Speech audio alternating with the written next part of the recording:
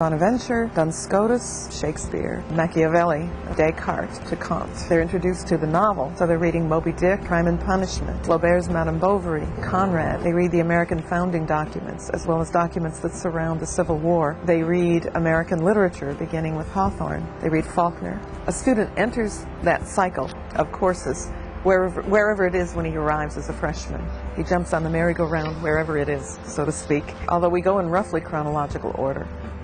We do not believe they have to be studied in strict chronological order, but all of them are avenues toward the truth. All of them ways into the tradition. The way I teach politics, it depends a lot on philosophy. Heavy emphasis in Plato, who was the founder of political science, and Aristotle, then, who develops it. And then also literature.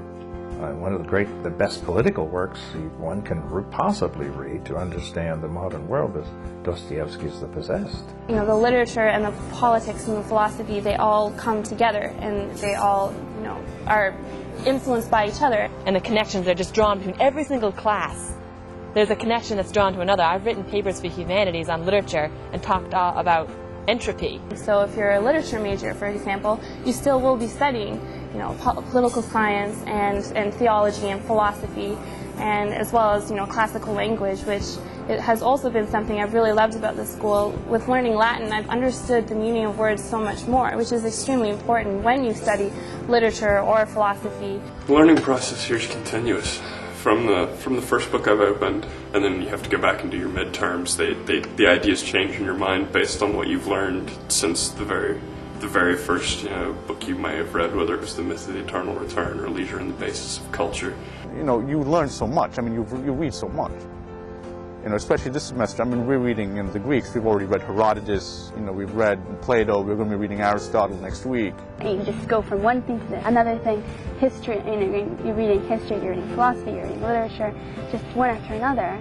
We definitely read a lot of poetry. You know, what's Russian about Russia in 5 pages?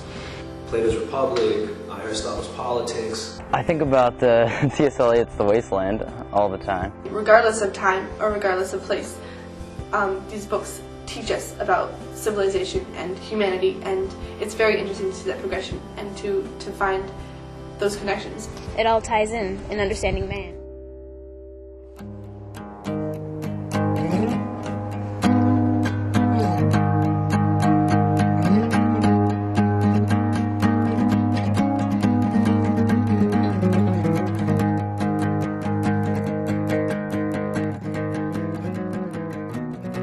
Much an education without fear. Like, we don't fear the truth. We don't fear what we're going to learn. It does not feel that it doesn't have to engage thinkers that go against the Catholic tradition, like, for instance, Nietzsche or Marx. We realize that because they're such an important part of our society, because very much, you know, their thinking, for good or bad, has informed the way we are. In order for the character development, the intellectual growth must take place. I think Thomas More's, in terms of character growth, I would say it's unsurpassed. The school teaches, it gives you a foundation. It teaches you how to learn. I read a book a lot differently now than I did before coming here. I never looked at books or poetry the way I look at books now. All of the things that we read, we're given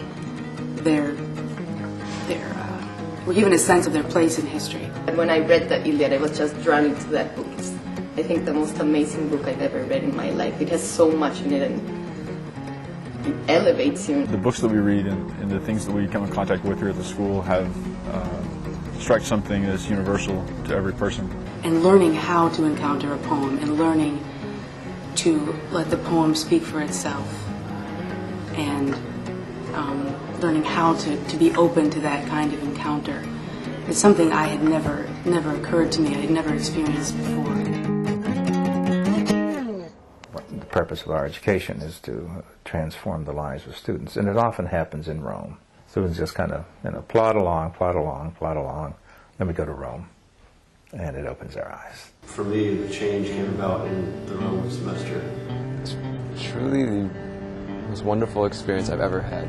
We go to Rome every spring semester in sophomore year, and we have a campus right now in Monteverdi Vecchio, which is in the center of the city. My particular room at the hotel, I could actually go out on the balcony and see the